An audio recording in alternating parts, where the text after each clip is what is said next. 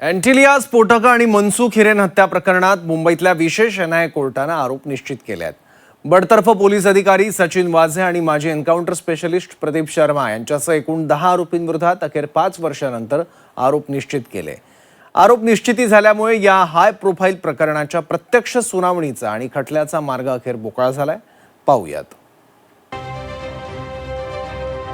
अँटिलिया स्फोटक आणि मनसुख हिरेन हत्या प्रकरणात एनआयए कडनं आरोप निश्चिती करण्यात आली आहे. बडतर्फ पोलीस अधिकारी सचिन वाझे आणि माजी एन्काउंटर स्पेशलिस्ट प्रदीप शर्मासह एकूण 10 आरोपींविरोधात अखेर 5 वर्षांनंतर आरोप निश्चित झाले.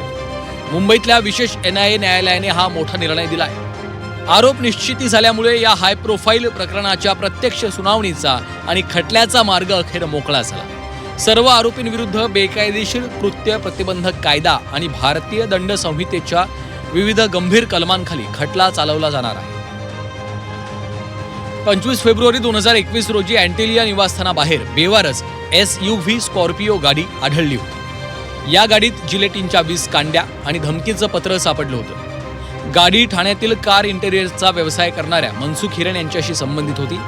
मनसुख हिरेन यांनी गाडी चोरीला गेल्याची तक्रारही केली होती.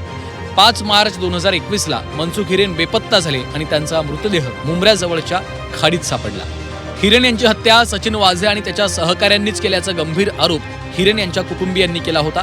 काही दिवसांनंतर या प्रकरणात वाझेला अटक करण्यात आली. सुरुवातीला या प्रकरणाचा तपास महाराष्ट्र ATS कडे होता. मात्र घटनेचं गांभीर्य लक्षात घेऊन केंद्रीय गृह मंत्रालयानं हा तपास राष्ट्रीय तपास यंत्रणेकडे सोपवला.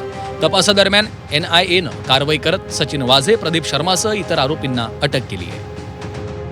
सचिन वाझे माजी एन्काउंटर स्पेशलिस्ट आणि मुख्य सूत्रधार म्हणून अटक. प्रदीप शर्मा माजी एन्काउंटर स्पेशलिस्ट.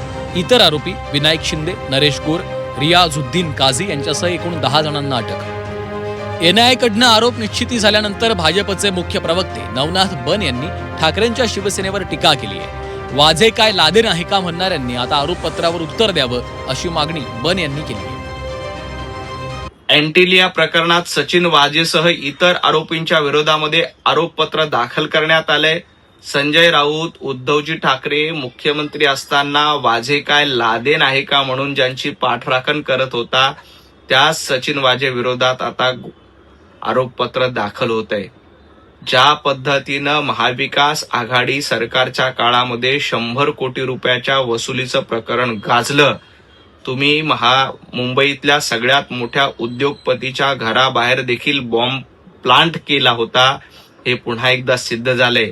त्यामुळं महाविकास आघाडीची रोज 100 कोटीची वसुली पुढे आली होती आणि आता त्यातल्या दोषींना शिक्षा होणार आहे.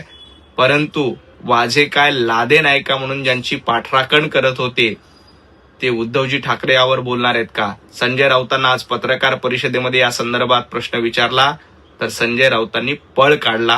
हे देखील महाराष्ट्राने बघितलंय. गेल्या 5 वर्षांपासून या प्रकरणामध्ये डिस्चार्ज अर्ज आणि विविध याचिकांमुळे आरोप निश्चितीची प्रक्रिया प्रलंबित होती. मात्र आता NIA न्यायालयानं आरोपींवर अधिकृतपणे UAPA आणि हत्येशी संबंधित कलमांखाली दोषारोप निश्चित केले. त्यामुळे साक्षीदारांची साक्ष नोंदवण्याची प्रक्रिया सुरू होऊन खटल्याची सुनावणी वेगाने पार पडणार आहे. ब्युरो रिपोर्ट, झी 24 तास.